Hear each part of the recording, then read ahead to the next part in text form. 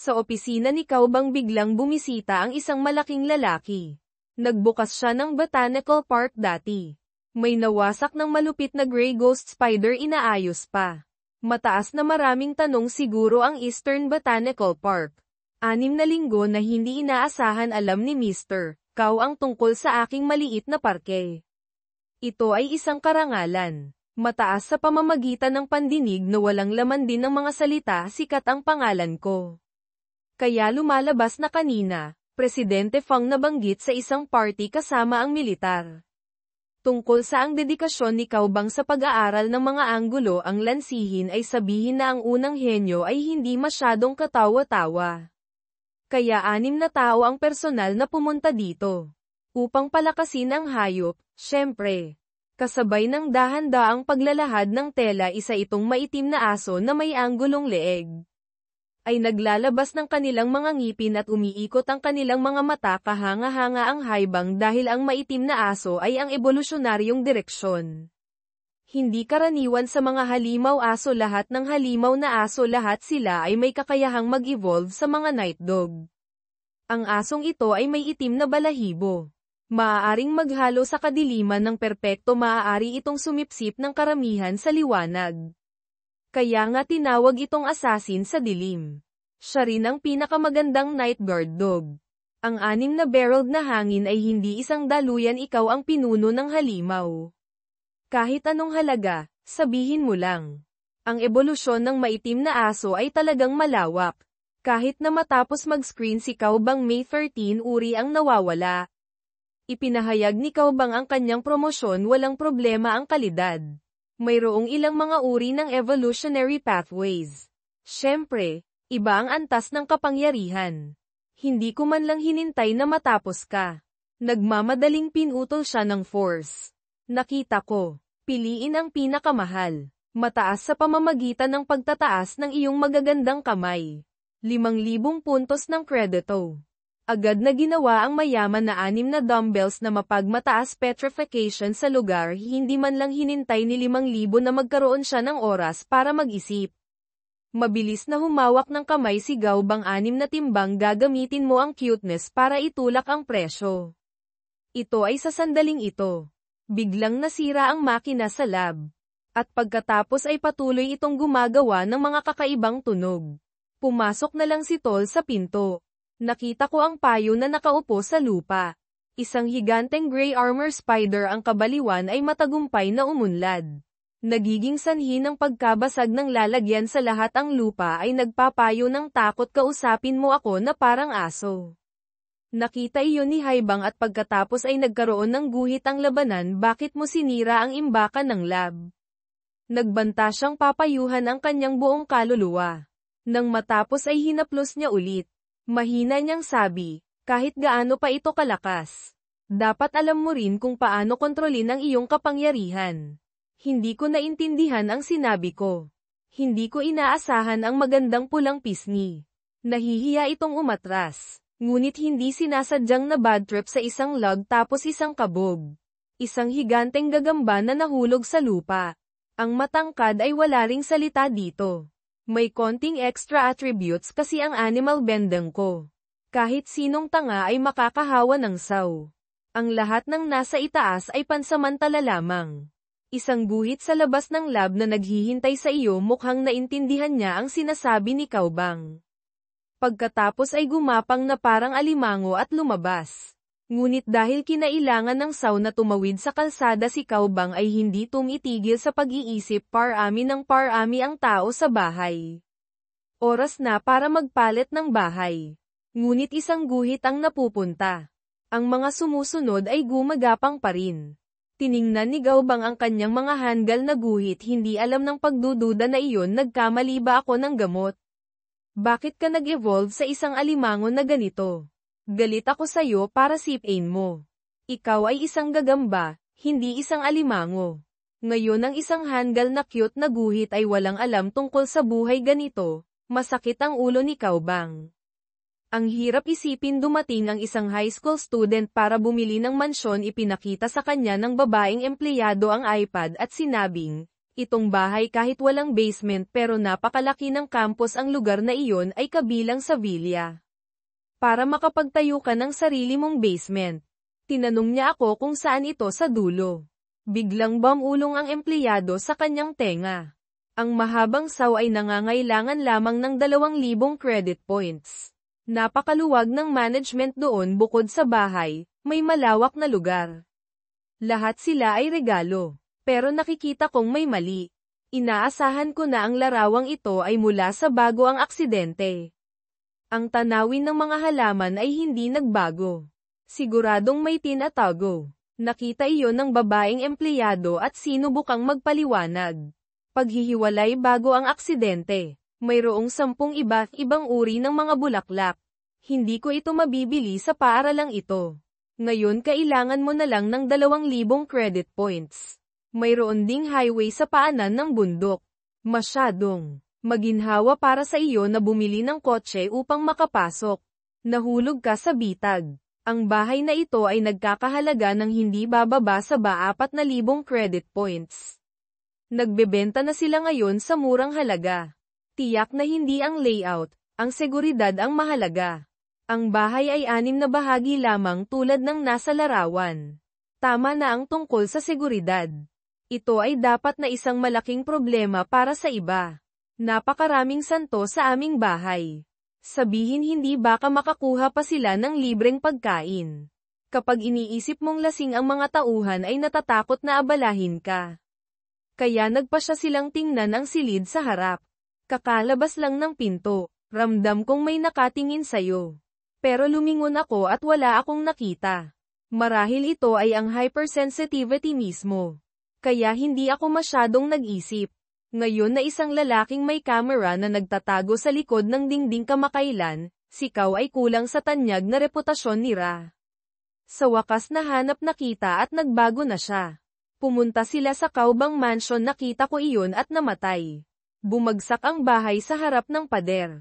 Ang katapusan daw ito ay eksaktong kapareho ng sa larawan, ang villa ay nilinis ng mga bula bukod dito. 7 kasangkapan ay kumpleto rin sa gamit, hindi mo talaga maintindihan. Bakit 2,000 lang ang nabili ng ganitong bahay? Ikaw si Mr. Kaubang. Sa labas ng pinto biglang dumating ang boses ng isang lalaki. Sobrang stress yan. Nagmamadaling magpaliwanag ang babae. Ito ang nagbebenta ng bahay. Willow boss, ipinahayag, pumunta ka kasi dito ng personal. Si Kaubang ay napaka-curious, hindi ako kilala ng lolo ko. Bakit espesyal dito? Sabi ng Willow Master, ginoong Kao ngayon sa kapitbahayan, ang katanyagan ay mahusay. Ikaw ang hari sa kamay ni Pangulong Feng. Ang tahimik na bayani sa digmaang militar, kumusta ang bahay ko noong nakaraan? Kung gusto mong bumili, nagkakahalaga lamang ito ng karagdagang bayad sa pamamahala. Maaari itong ilipat sa masyadong mura ang presyo para medyo mag-ingat si Kaubang. Tila, ang $4,000 na mansyon ay nagbebenta ng 2,000. Maaari mo bang sabihin sa akin kung ano ang nasa loob nito? Si Mr. Willow ay sumimangot at nagsalita tungkol sa nakalipas na 6 na taon. Ang bahay na ito ay orihinal na inilaan para sa matatandang magulang. Ang labanan ng Tay, sinira ng aksidente ang lahat. Kung hindi nila ito ma-enjoy, kailangan nilang umalis. Speaking of which, nagngangalit ang amo ng Willow. Naikayam ang kamay sa kahoy na mesa, sinabi niya na ibebenta niya ito sa iyo para sa 2,000 credit points. Masasabi ko rin na nag-invest ako sa iyo. Matanda na rin ako. Ang mga kabataan kung gaano kagaling, ikaw ang kinabukasan ng lungsod. Sana maiwasan natin ang mga ganitong trahedya. Ang pahayag na ito ay nagpalambot kay Kaubang. Naaalala mo ang iyong mga magulang na namatay. At saka sabi ko, bibilhin ko itong bahay. Pinangunahan ni Kaubang ang kanyang hayop bumalik sa base ng pagsasanay. Muli, ngunit sa pagkakataong ito ay hindi na sila pumasok, nagpiknak sila. Tumingin sa kagubatan. Hindi dapat malayo ang malabote na punong iyon. Ngayon ang huling araw ng pahinga. Kaya ngayon kailangan nating mangolekta ng 10 walang pusong kahoy, kung hindi kailangan kong maghintay ng 1 linggo para sa susunod na bakasyon. Ito ay sa sandaling ito. Biglang nakaramdam ng kilabot si Haibang may nakikita kang anino. Lumitaw sa puno sa hindi kalayuan, isa pala itong kulay abong wildcat na nakatitig sa kanya. Although normal lang naman ang quality, ngunit ito ay isang piling halimaw pa rin. Ngayon ang kulay abong wildcat biglang may nakakatakot na ungol. Sa isang kisap mata, naging anino. Pagkatapos ay lumilipad na mga kulay sa mismong puno ng kaubang para magkaroon ng malay paparating na ang kulay abong wildcat na ito para umatake, gayunpaman, dahil ang bilis nito ay napakabilis, maaari lamang tayong mag-tinker. Nakita kong dumaan ang mga itim na linya. Kasing bilis ng asno sa loob lamang ng ilang maikling segundo. Na ang mga kuko nito ay lumingon sa kaubang sabay reaksyon agad ng tanga. Inihagis niya ang leon sa kanyang harapan bilang isang kalasag. At pagkatapos ay mayroong isang napakalakas na suntok pababa. Pero buti na lang at naiwasan ito ng wildcat. At pagkatapos ay sumayaw ang wildcat pabalik sa isang malapit na lugar. Maghintay ng pagkakataon ngayon, ang mga mata ng Hangal ay nagniningning na asul. Isang malakas na daloy ng nakamamatay na gas ang iyong kaaway ay ako. Nakita iyon ng mabangis na pusa at natakot siyang kurutin ang puno nito sa balahibo nito. Tayo. Ang isang Hangal ay nagpasya na umatake. Agad itong sumugod sa kulay abong pusa. Pinagbantaan ang mabangis na wildcat, naging duwag na alagang pusa. Hindi niya akalain na ang pagtakbo ang namunguna sa libro ngayon. Pulang daluyan ng dugo sa katawan, isang tanga ang lumabas. Agad na hinawakan ang mga paa ng ligaw na pusa. Hindi nagtagal, nawala ang kanyang kakayahan sa pakikipaglaban. Pagkatapos ay itinapon ng tulala ang kanyang 1,000 kilo na kamao. Maimulat lang nito ang mga mata. Upang kunin ang kamao na ito, sinuntok ang wildcat suntok para sa paghampas sa mismong lugar kahit sa pamamagitan ng isang malaking bato. Sa huli, mga bangkay na lang ang natitira. Yelo at sariwang dugo sa buong lupain. Patuloy na bulalas ni Kaubang ngayon. Ang isang tanga ay mas malakas kaysa sa nakaraan. Power sword ng higit sa 10 beses.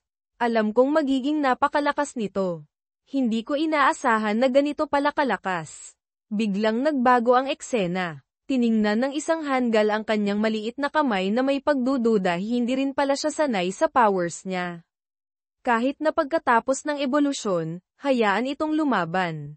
Kailangan mong hayaan siyang magsanay ng higit pa mamaya. At pagkatapos ay nagpatuloy sila sa paglalakad patungo sa punla ng alak. Gayunpaman ay ang tanga ay lumubog sa malayo. Sa unang pagkikita ninyong dalawa. Bagamat noong araw na iyon hindi niya maintindihan kung ano ang pinagsasabi ng binatang ito. Ngunit alam niyang mula ngayon ay gagawin na ng binatang ito ay lahat ng ito. Baliw si Kaubang. Sabihin sa iyong hayop na putulin ang puno. Kaya gagamitin ng tanga ang kanyang kamao. Pati itong malabote na halaman ay pinagpapawisan. Pagkatapos ang isang Hangal ay bumubuo ng isang suntok na putol ang puno. Naapektuhan pa ng suntok nito ang buong kagubatan. Tuwang-tuwa rin si Kaubang at ang tanga sa paligid.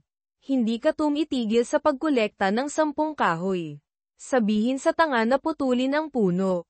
Ngayon sa kabilang bahagi ng kagubatan. 3 tao ang naghahanap sa kinaroroonan ni Kaubang. Biglang may daga na parang nakarinig ng tunog. Kakaiba, hindi ito tumitigil sa pagturo sa isang direksyon.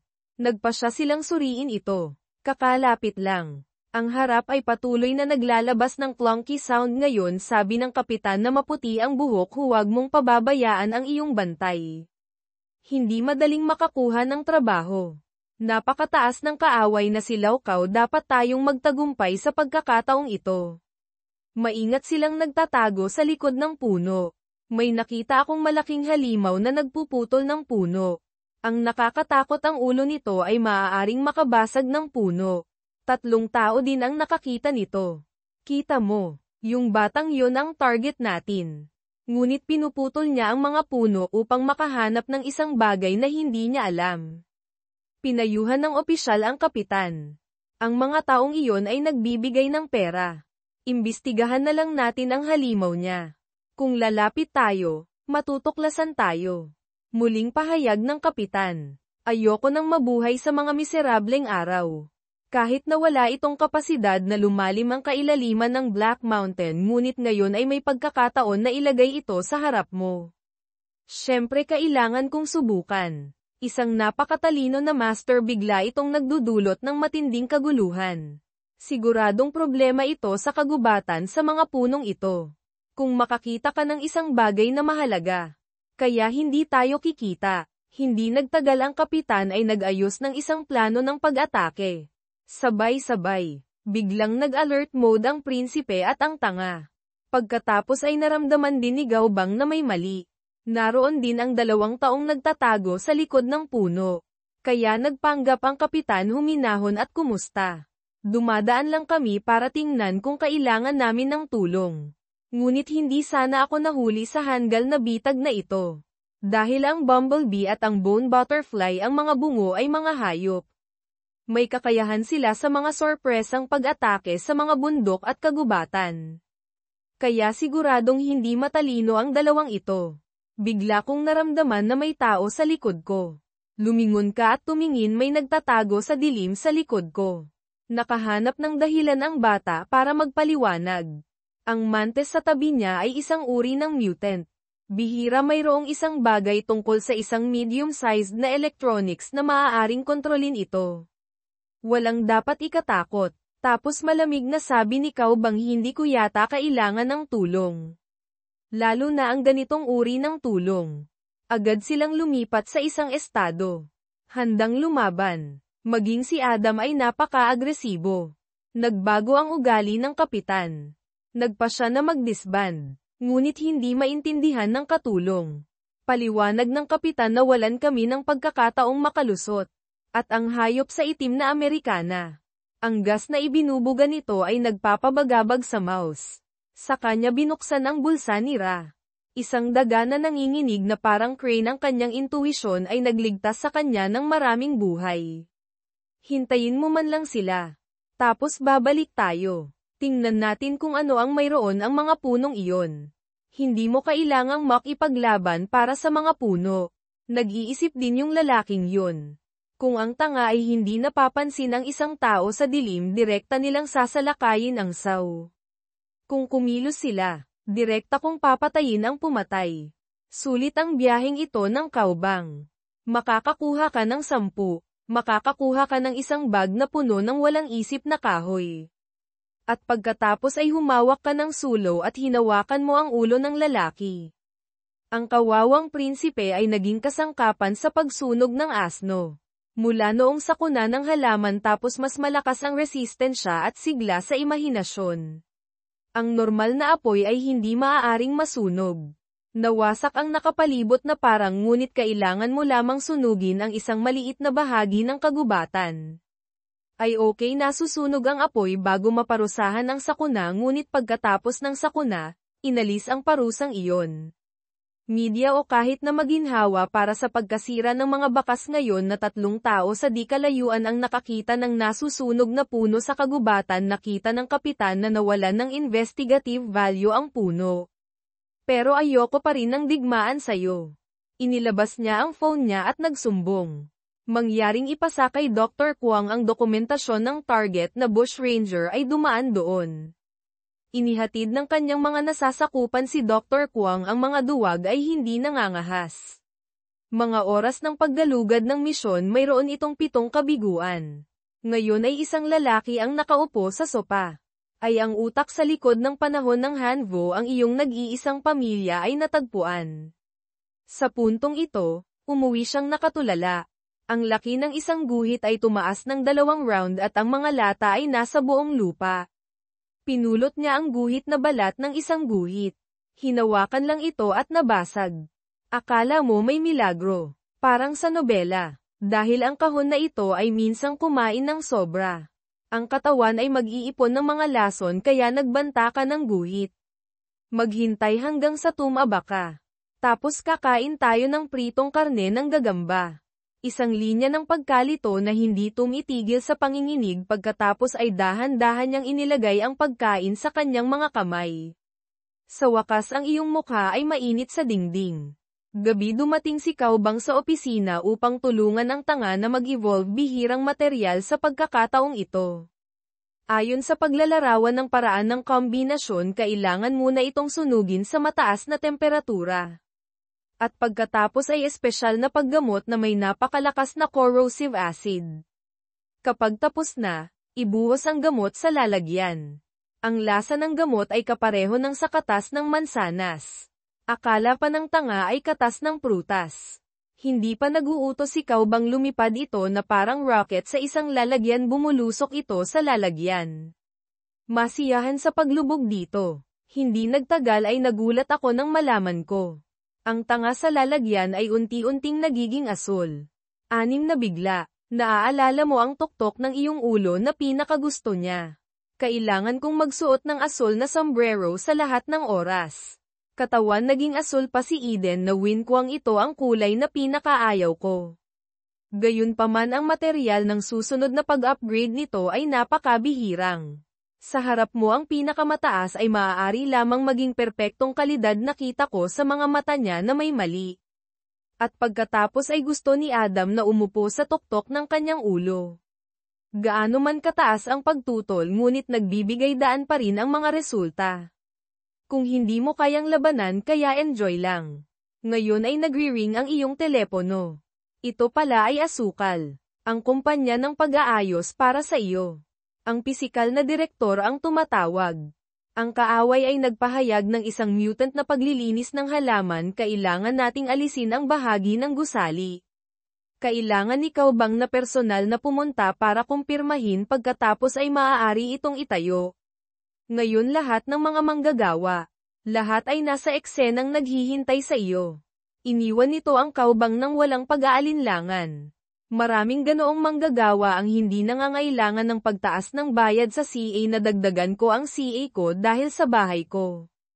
Ang direktor ay nasa ilalim na ngayon ng kontrol. Ipaubaya sa amin para sa pakikipagpalitan sa mga manggagawa. Maaari kang pumunta dito. Walang choice si Haibang kundi pumayag. Nagbago ang eksena, hinawakan ni Dr. Kwang ang ulo ng direktor. Ito pala ay tungkol sa paghihintay niya. Nagkataon hindi mo makontak ang kalsada. Palagi mong nararamdaman na ang direktor ay kahinahinala na ligtas. Nagpasya kang umuwi. Dalhin mo si Theo na isang tanga at ang prinsipe doon.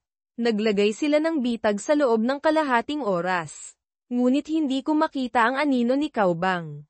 Hinala ng mga nasasakupan na ang plano ay nakompromiso, ngunit sinabi ni Dr. Kwang medyo late na siya. Kailangan pa nating makilala ang mga tao ng Wuhan. Hindi inaasahan noong Middle Ages, mayroon siyang apo na nabubuhay pa.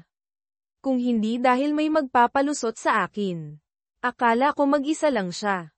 Ipinapalagay ng mga nasasakupan na kung ang balitang ito ay ipinadala, siguradong maraming tao dyan. Sa katahimikan upang malutas ang nakatagong salot na ito. Iniisip ni Dr. Kwang na tatanda ang panahon ng Wuhan.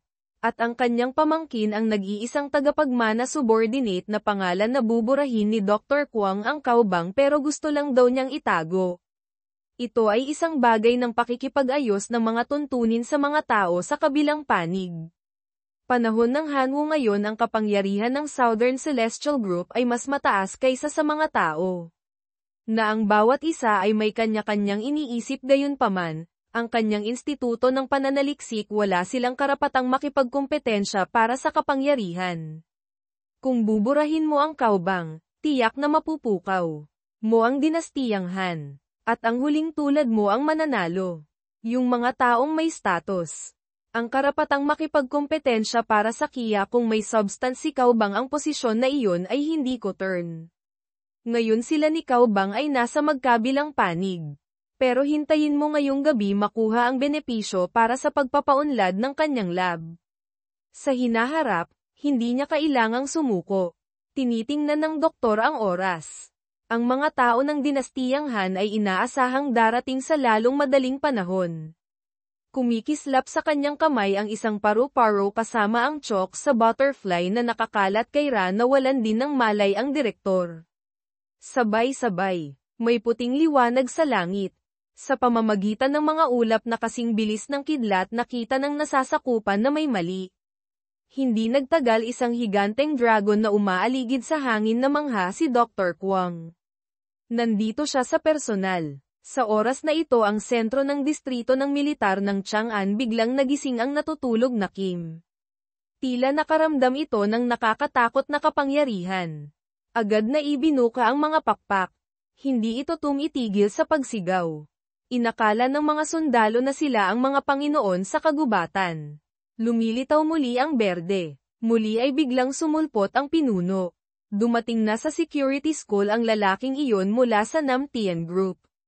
Huwag kang mag-alala. Manatiling gising at magbantay gaya ng dati. Sabay-sabay. Galit na galit ang foreign minister ni Caobang na si Wuhan the Dragon behind him na may malungkot na ekspresyon sa mukha. Si Dr. Kwang ay hindi tumitigil sa paghingi ng tawad. Sumuko na kasi ang mga nasasakupan niya. Sa puntong ito, nagtanong ang malamig na taglamig. Ano ang mali sa iyo ay kung sino ang nagsabi sa iyo.